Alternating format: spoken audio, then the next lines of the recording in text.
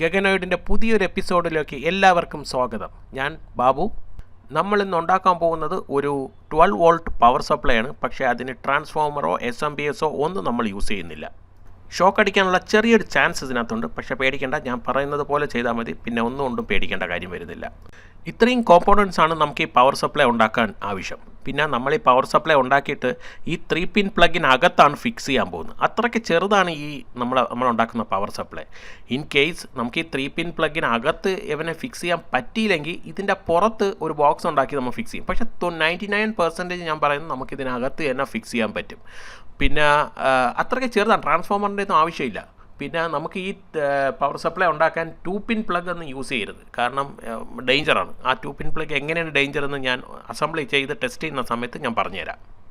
പിന്നെ ഈ സർക്യൂട്ടിൻ്റെ മറ്റൊരു പ്രത്യേകത, ഒരുപാട് കറണ്ടൊന്നും ഇതിന് സപ്ലൈ ചെയ്യാൻ പറ്റില്ല. ആകെ ലെസ് ദാൻ 50 mA മാക്സിമം മാത്രമേ നമുക്ക് പ്രതീക്ഷിച്ചാൽ മതി. ആകെ 30 mA ഒക്കെ കിട്ടുള്ളൂ.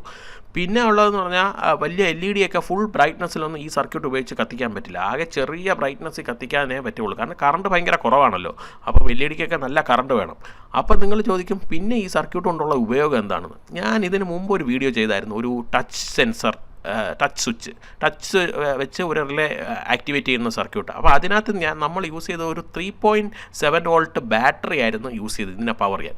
അപ്പം നമുക്ക് റിലേ പവർ ഡ്രൈവ് ചെയ്യാൻ വേണ്ടിയിട്ടും ഈ ടച്ച് സ്വിച്ചിനൊക്കെ വേണമെങ്കിൽ ഈ സർക്യൂട്ട് യൂസ് ചെയ്യാം. ഇത് ഞാൻ കാണിച്ചു തരാം എങ്ങനെയാണ്. ഇത് ഈ വീഡിയോയിലല്ല, വേറൊരു വീഡിയോയിൽ ഞാൻ കാണിച്ചു തരാം എങ്ങനെയാണ് ഈ സർക്യൂട്ട് ഉപയോഗിച്ച് നമുക്ക് ടച്ച് സ്വിച്ചിനെ ആക്ടിവേറ്റ് ചെയ്യണമെന്ന്, റിലേ ആക്ടിവേറ്റ് ചെയ്യണമെന്ന്. അപ്പോൾ അങ്ങനത്തെയൊക്കെ ഇൻറ്റേർണൽ ഓപ്പറേഷൻസിന് ചെറിയ റിലേ LDR സർക്യൂട്ട്സ്, അതിനൊക്കെ നമുക്ക് ഈ സർക്യൂട്ട് ഭയങ്കരമായിട്ട് വളരെ പെർഫെക്റ്റ് ആയിട്ട് യൂസ് ചെയ്യാൻ പറ്റും.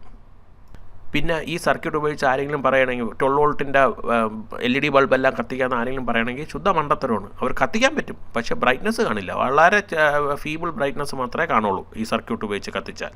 നമ്മളിവിടെ ഉണ്ടാക്കുന്നത് 12 വോൾട്ട് പവർ സപ്ലൈ ആണ്. അതുകൊണ്ട് നമ്മൾ 12 വോൾട്ട് സെനാർ ഡയോഡ് യൂസ് ചെയ്യുന്നു. ഇനി നമുക്കിപ്പോൾ 5 വോൾട്ടാണ് ആവശ്യമെങ്കിൽ 5.1 വോൾട്ടിൻ്റെ സെനാർ ഡയോഡ് യൂസ് ചെയ്യാം. ഇനി 9 വോൾട്ട് ആണെങ്കിൽ 9 വോൾട്ടിൻ്റെ സെനാർ ഡയോഡ് യൂസ് ചെയ്യണം. പറഞ്ഞു വന്നത് എന്താണെന്ന് പറഞ്ഞാൽ, നമ്മൾ ഏത് സെനാർ ഡയോഡാണോ യൂസ് ചെയ്യണം അതായിരിക്കും നമുക്ക് കിട്ടണ ഔട്ട്പുട്ട് വോൾട്ടേജ്. കാരണം അത് നമുക്ക് ഡിസൈഡ് ചെയ്യാം ഏത് വോൾട്ട് നമുക്ക് വേണമെന്ന്. അതാണ് ഈ സർക്യൂട്ടിൻ്റെ മറ്റൊരു പ്രത്യേകത. ഈ സർക്യൂട്ട് ഒരിക്കലും പുറത്ത് വെച്ച് നമ്മൾ യൂസ് ചെയ്യരുത്. എപ്പോഴും നമ്മളൊരു ഇൻറ്റേർണൽ സർക്യൂട്ട്, ഫോർ എക്സാമ്പിൾ ഒരു റിലേ ഡ്രൈവറിന് വേണ്ടി LDR വെച്ചുള്ള റിലേ ഡ്രൈവറിൻ്റെ അകത്ത് യൂസ് ചെയ്യാനാണെങ്കിലും, അല്ലെങ്കിൽ ഒരു ടച്ച് സ്വിച്ചിൻ്റെ അകത്ത് യൂസ് ചെയ്യണം. അപ്പോൾ അതൊക്കെ എൻക്ലോസ് ചെയ്ത് അതിനകത്ത് വേണം നമ്മൾ ഈ സർക്യൂട്ട് വയ്ക്കാൻ. അതായത് ആരെങ്കിലും തൊട്ട് കഴിഞ്ഞാൽ ഷോക്ക് അടിക്കാൻ ചാൻസ് ഉള്ള ഒരു സർക്യൂട്ടാണിത്. അതുകൊണ്ട് ആ പ്രിക്കോഷൻസ് നമ്മൾ എടുക്കണം. കാരണം ഞാൻ നിങ്ങൾക്ക് കാണാൻ വേണ്ടിയാണ് ഞാൻ ഇങ്ങനെ ഉണ്ടാക്കി തരുന്നത്. ഒരു 3 പിന്നകത്തൊക്കെ ഫിക്സ് ചെയ്യുന്നത് നമുക്ക് ഇത്രയും ചെറുതായിട്ട് മിനിയേച്ചറായിട്ട് ചെയ്യാൻ പറ്റുന്ന ഒരു പവർ സപ്ലൈ എന്ന് നിങ്ങളെ ബോധ്യപ്പെടുത്താൻ വേണ്ടിയാണ് ഞാനിത് 3 പിന്നകത്ത് ഫിക്സ് ചെയ്യുന്നത്. കാരണം അത്രയും ചെറുതാക്കി നമുക്കിത് ഉണ്ടാക്കാൻ പറ്റും എന്ന് നിങ്ങളെ കാണിക്കാനാണ്. അല്ലാതെ അത് ഇങ്ങനെ തന്നെ നിങ്ങൾ യൂസ് ചെയ്യണമെന്ന് പറയാൻ വേണ്ടിയല്ല. നിങ്ങൾ ജസ്റ്റ് ഒന്ന് വിഷ്വലൈസ് ചെയ്യിക്കണം ഇത്ര ചെറുതാണ് ഈ പവർ സപ്ലൈ എന്ന്. പിന്നെ നമ്മൾ കണക്ട് ചെയ്യുമ്പം ഒരു 0.47 വോൾട്ടിൻ്റെ ഒരു കപ്പാസിറ്റർ കണക്ട് ചെയ്യുന്നുണ്ട്. അപ്പോൾ അതിനകത്തായിരിക്കണം ഫേസ് കണക്ട് ചെയ്യേണ്ടത്. ഫേസ് ലൈൻ ആ കപ്പാസിറ്ററിനകത്തായിരിക്കണം, അതിൻ്റെ ടെർമിനലായിരിക്കണം കണക്ട് ചെയ്യേണ്ടത്. പിന്നെ ന്യൂട്രൽ ആ 10 ഓമിനകത്തും റെസിസ്റ്ററിനകത്തും കണക്ട് ചെയ്യണം. അപ്പോൾ അതുകൊണ്ടുള്ള അഡ്വാൻറ്റേജ് എന്താണെന്ന് വെച്ചാൽ, നമുക്ക് വേണമെങ്കിൽ ഔട്ട്പുട്ടിൽ തൊടാൻ പറ്റും. ഞാൻ തൊട്ട് കാണിച്ചു തരാം ഔട്ട്പുട്ട്. അതായത് ഈ 12 വോൾട്ടിൻ്റെ ഔട്ട്പുട്ടിൽ ഞാൻ 2 പ്ലസിലും മൈനസിലും ഞാൻ തൊട്ട് കാണിച്ചു തരാം. ഷോക്ക് അടിക്കില്ല.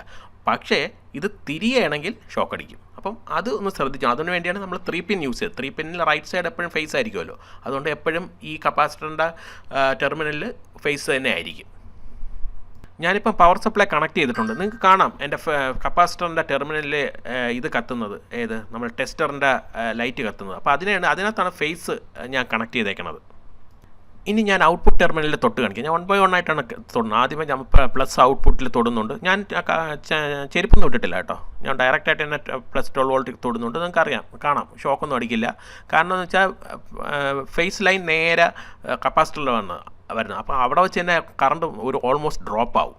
അതിനുശേഷമാണ് ഇവിടെ വരുന്നത്. കാരണം ഞാൻ പ്ലസും മൈനസിൽ ഞാൻ തൊടുന്നുണ്ടോ, എനിക്ക് ഷോക്കൊന്നും ഏൽക്കില്ല. കാരണം വെച്ചാൽ കറണ്ട് ഭയങ്കര കുറവാണ്. 12 വോൾട്ട് പ്ലസ് ലെസ് ദാൻ 50 അല്ലെങ്കിൽ 30 mA കറണ്ട് മാത്രമേ അതിനകത്തുള്ളൂ. കണ്ടോ 5 mm ഒരു LED കത്തുന്നത് നല്ല അത്യാവശ്യം ബ്രൈറ്റ്നസ് തന്നെയാണ് കത്തുന്നത്.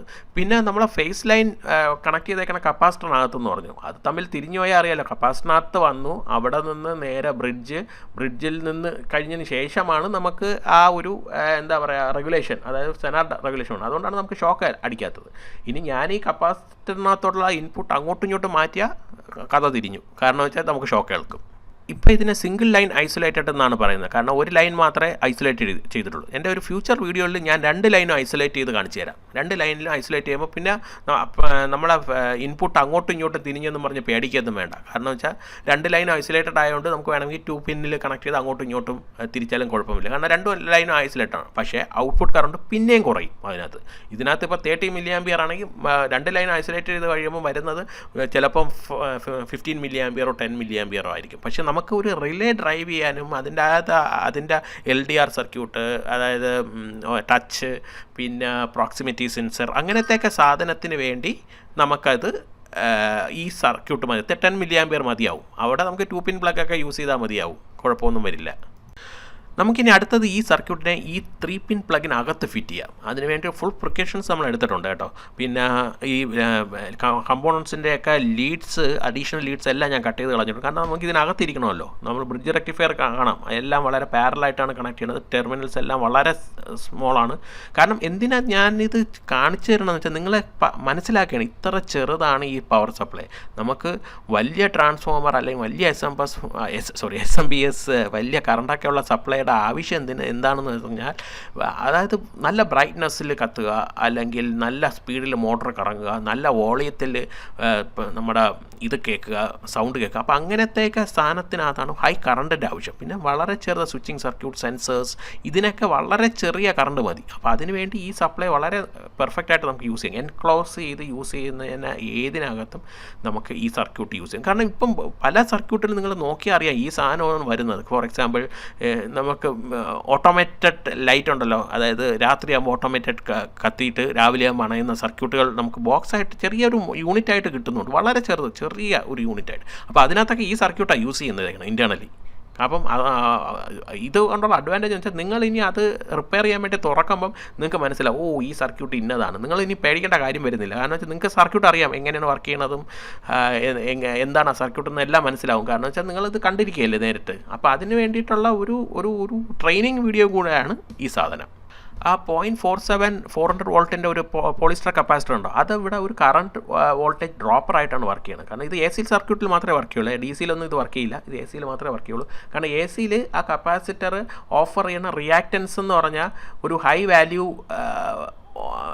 റെസിസ്റ്റീവ് റിയാക്റ്റൻസ് ആണ് ഓഫർ ചെയ്യണം. അപ്പോൾ അതുകൊണ്ടാണ് അവിടെ ഡ്രോപ്പറായിട്ട് വർക്ക് ചെയ്യണം. അതുകൊണ്ടാണ് നമുക്ക് ഇപ്പുറത്ത് വരുമ്പോൾ കറണ്ട് ഭയങ്കരമായിട്ട് കുറഞ്ഞു പോകുന്നത്. പേടിക്കേണ്ട, ഈ കപ്പാസിറ്റി റിയാക്റ്റൻസ് എന്നുള്ള പേരൊന്നും കേട്ട് നിങ്ങൾ പേടിക്കേണ്ട. ഇതെല്ലാം ഞാൻ വഴിയേ എൻ്റെ ചാനലിൻ്റെ വീഡിയോസിലായിട്ട് ഞാൻ ഇടാം. കാരണം ഒരു ട്രെയിനിങ് വീഡിയോസായിട്ട്. അപ്പോൾ നിങ്ങൾക്ക് മനസ്സിലാവും എന്താണ് കപ്പാസിറ്റി റിയാക്റ്റൻസ്, എന്താണ് ഇൻഡക്റ്റീവ് റിയാക്റ്റൻസ്, അതെങ്ങനെയാണ് കാൽക്കുലേറ്റ് ചെയ്യണം. ആ ഫോർമുല എല്ലാം ഞാൻ പറഞ്ഞുതരാം എങ്ങനെയാണെന്ന്. പേടിക്കൊന്നും വേണ്ട. കണ്ടോ, ഈ സർക്യൂട്ടിനെ കംപ്ലീറ്റ് ആയിട്ട് ഈ 3 പിൻ പ്ലഗിനകത്ത് ഞാൻ എൻക്ലോസ് ചെയ്ത് വെച്ചിട്ടുണ്ട്. കണ്ടോ, അത്രയ്ക്ക് ചെറുതാണ് ഈ സർക്യൂട്ട്. ഇത് അടച്ചാലും വളരെ ചെറിയ കോമ്പാക്റ്റ് പവർ സപ്ലൈ. പക്ഷേ കറണ്ട് ഭയങ്കര കുറവാണ്. വേറെ യൂസിനൊന്നും പറ്റില്ല. കാരണം നിങ്ങളെ ഒന്ന് കാണിക്കാൻ വേണ്ടിയാണ്. കണ്ടോ, ഞാനിതിപ്പോൾ ഓൺ ചെയ്യുന്നുണ്ട്. ഓൺ ചെയ്തതിന് ശേഷം ഇതിൻ്റെ ഔട്ട്പുട്ട് വോൾട്ടേജ് നമുക്കൊന്ന് മെഷർ ചെയ്ത് നോക്കാം. നമ്മളിതുവരെ മെഷർ ചെയ്തില്ല. 12 വോൾട്ട് തന്നെ ആയിരിക്കും. കാരണം വെച്ചാൽ ഇത് Zener diode 12 volt Zener diode ആണല്ലോ നമ്മൾ യൂസ് ചെയ്തേക്കുന്നത്. അതുകൊണ്ട് 12 വോൾട്ട് പ്രതീക്ഷിച്ചാൽ മതി ഇതിൻ്റെ ഔട്ട്പുട്ടിൽ. പിന്നെ ഞാനൊരു LED ഒക്കെ കത്തിച്ച് കാണിച്ചു തരാം. ഞാൻ ഇതിൻ്റെ ഔട്ട്പുട്ടിൽ 2 കൈ കൊണ്ട് തൊടുന്നുണ്ട്. കണ്ട, പേടിക്കൊന്നും വേണ്ട. കാരണം LED ഒക്കെ നല്ല ബ്രൈറ്റ്നസ്സിലാണ് കത്തുന്നത്. ഇനി അടുത്ത 3 LED സീരീസ് ആയിട്ട് കാണും. ഇത് 2.8 വോൾട്ടിൽ വർക്ക് ചെയ്യുന്ന LED ആണ് ഓരോന്നും. അപ്പം 3 സീരീസ് ആയിട്ട് കണക്ട് ചെയ്യുമ്പോഴും നല്ലൊരു ബ്രൈറ്റ്നസ് കിട്ടുന്നുണ്ട്. ഇതൊരു 10 RPM ഒരു ഗിയർഡ് മോട്ടറാണ്, 12 വോൾട്ടിൻ്റെ. ഇതും തെറ്റില്ലാതെ കറങ്ങുന്നുണ്ട്. ഫുൾ പവറൊന്നുമില്ല, കാരണം ഷാഫ്റ്റൊക്കെ നമുക്ക് പിടിച്ച് നിർത്താൻ പറ്റും. കാരണം വെച്ചാൽ power equal to voltage into കറണ്ടാണ്. കറണ്ട് കുറയുമ്പോൾ അനുസരിച്ച് പവറും കുറയും. പിന്നെ ഇതെന്ന് വെച്ചാൽ 12 വോൾട്ട് LED ആണ്. ബ്രൈറ്റ്നസ് ഭയങ്കര കുറവായിട്ടാണ് കത്തുന്നത്. പക്ഷേ എന്നാലും കത്തുന്നുണ്ട്. ഓക്കെ, ഈ വീഡിയോ നല്ലൊരു ഇൻഫർമേഷൻ നിങ്ങൾക്ക് തന്നു എന്ന് ഞാൻ വിശ്വസിക്കുന്നു. അങ്ങനെയാണെങ്കിൽ ലൈക്ക് ചെയ്യാൻ മറക്കരുത്. പിന്നെ നിങ്ങളുടെ കൂട്ടുകാരിലേക്ക് ഷെയർ ചെയ്യാനും മറക്കരുത്. പിന്നെ നിങ്ങൾക്ക് എന്ത് ഡൗട്ട് ഉണ്ടെങ്കിലും കമൻ്റ് എഴുതി ചോദിച്ചാൽ മതി. എൻ്റെ അറിവിൻ്റെ പരമാവധി വെച്ച് ഞാൻ ഉത്തരം നൽകുന്നതായിരിക്കും. ഇതുപോലുള്ള ഇൻട്രസ്റ്റിംഗ് വീഡിയോയ്ക്ക് വേണ്ടി ചാനൽ സബ്സ്ക്രൈബ് ചെയ്യാൻ മറക്കരുത്. അതിൻ്റെ അപ്പുറത്തുള്ള ചെറിയ ബെല്ലൈക്കൺ ക്ലിക്ക് ചെയ്താൽ ഞാൻ അപ്ലോഡ് ചെയ്യുന്ന വീഡിയോസിൻ്റെ നോട്ടിഫിക്കേഷൻ നിങ്ങൾക്ക് കിട്ടും. This is Gaganoid signing off. അടുത്ത വീഡിയോ അപ്ലോഡ് ചെയ്യുന്നത് വരെ ചെറിയൊരു ഇടവേള. പിന്നെ ഞാൻ ഒന്നുകൂടെ ഓർമ്മപ്പെടുത്തുന്നുണ്ട്, ഈ സർക്യൂട്ടിൽ വർക്ക് ചെയ്യുമ്പോൾ ഒരല്പം കെയർഫുൾ ആയിരിക്കണം. കെയർലെസ് ആണെങ്കിൽ ഷോക്ക് അടിക്കാനുള്ള സാധ്യത ഉണ്ട്.